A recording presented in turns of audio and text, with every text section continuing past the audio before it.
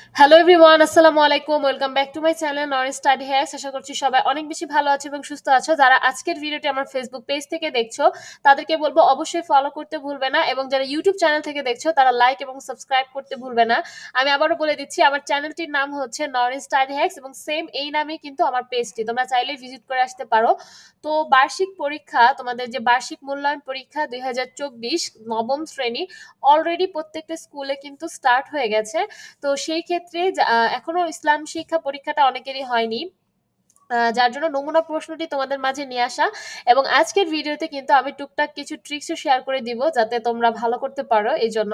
তো চলো আমরা ভিডিওতে চলে আসি বেশি কথা না বলে।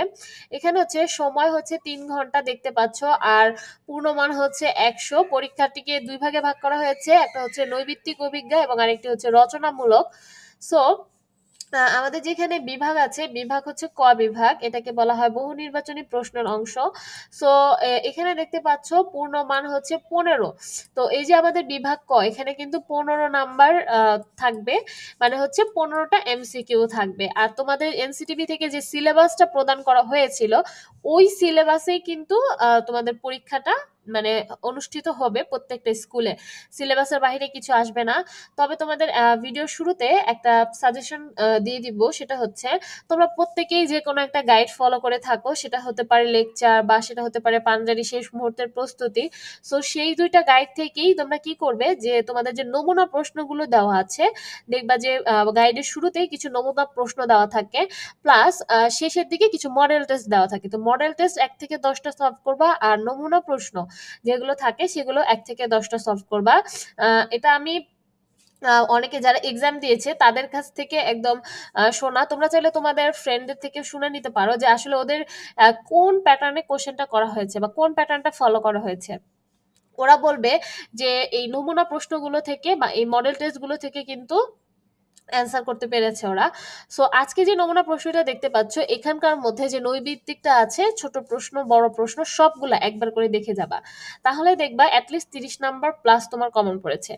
এখানে দেখতে পাচ্ছ বিভাগ ক্ষয় চলে আসলাম আমরা। ক বিভাগে তো 15টা নৈবিত্তিক থাকবে, আর বিভাগ খ কে বলা এটা হচ্ছে এক কথায় উত্তর। এখানে 10টা প্রশ্ন থাকবে, কোনো মানে বেশি প্রশ্ন থাকবে না, 10টা থেকে 10টাই তোমাকে অ্যান্সার করতে হবে। আর এগুলো সবগুলো কিন্তু ভেরি ভেরি ইম্পর্টেন্ট।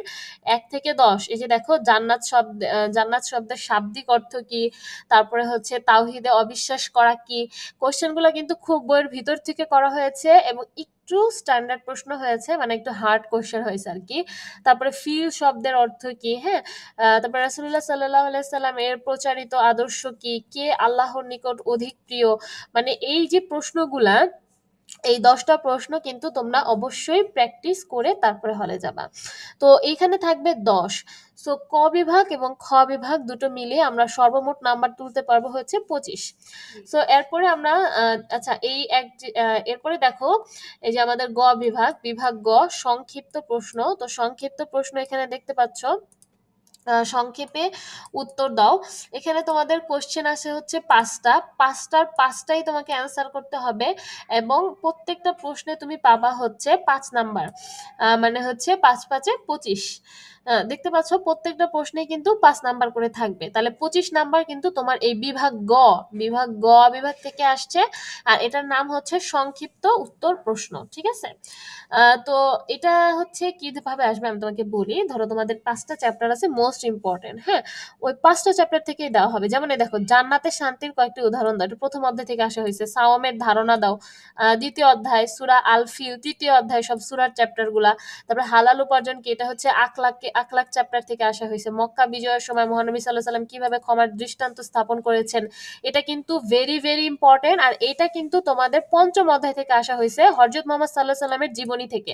তো বুঝতেই পারছো যে প্রত্যেকটা চ্যাপ্টার থেকে একটা একটা করে প্রশ্ন করা হয়েছে। তো তুমি চাইলেও যে কোনো একটা চ্যাপ্টার স্কিপ করতে পারবে না। আর স্কিপ করলে তোমাদের নাম্বারটাও স্কিপ হয়ে যাবে আর কি। মানে ধরো, আর এগুলো প্রশ্ন হয় কি, এগুলো প্রশ্ন কিন্তু আমরা পরীক্ষার হলে কারো থেকে শুনে বা দেখে লিখতে পারি না, এগুলো হচ্ছে রচনামূলক প্রশ্ন, ঠিক আছে। তো এটাই বলবো যে এই 5টা প্রশ্ন একটু প্র্যাকটিস করে যাও বাসা থেকে, দেখবা যে ভালো একটা মানে রেজাল্ট পাওয়ার পসিবিলিটি আছে। এখান থেকে শিওর থাকো যে এই যে মক্কা বিজয়ের সময় মহানবী সাল্লাল্লাহু আলাইহি সাল্লামের যে ক্ষমার দৃষ্টান্ত, এটা কিন্তু অনেক ইম্পর্টেন্ট, হ্যাঁ, ভেরি ভেরি ইম্পর্টেন্ট। আবারও বলছি। তো এরপরে আমরা যাই, আমাদের এখানে দেখলাম 25 নাম্বার হয়ে গেছে, এই যে 5 5 25, আর আমাদের এই যে ক আর খ বিভাগ থেকে 25 নাম্বার হয়ে গেছে, তার মানে আমাদের 50 নাম্বার কিন্তু কমপ্লিট। এরপরে আমাদের বাকি 50 নাম্বারের কোশ্চেন কিভাবে হবে এটা আমি তোমাদেরকে একটু দেখিয়ে দিচ্ছি। এখানে দেখতে পাচ্ছ বিভাগ ঘ, এটাকে বলা হয় রচনামূলক অংশ। এখান থেকে যে কোনো 5টি প্রশ্নের উত্তর দিতে হবে এবং কোশ্চেন থাকবে হচ্ছে তোমাদের 7টি। সো এইখানে দেখতে পাচ্ছ একটি পূর্ণাঙ্গ কোশ্চেন তোমাদের মাঝে উপস্থিত করা হয়েছে।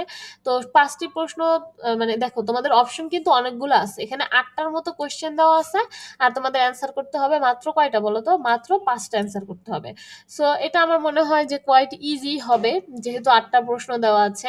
আর এই যে প্রশ্নগুলো দেখো, পরকালে মন্দ কাজের জন্য রয়েছে শাস্তি, এই শাস্তির জন্য যেসব স্থান তৈরি করে রাখা হয়েছে তার নাম লেখো, এসব স্থানে শাস্তির ধরন বর্ণনা করো।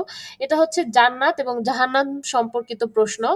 তারপরে হচ্ছে হোসেনের বাবা একজন কৃষক এবং প্রতি বছর তিনি প্রচুর পরিমাণে ফসল উৎপাদন করেন, তিনি কিভাবে ফসলের জাকাত দেবেন, এবং এটা হচ্ছে জাকাত, হজ, তারপরে এই যে চ্যাপ্টারগুলো আছে সেখান থেকে এটা দেওয়া হয়েছে।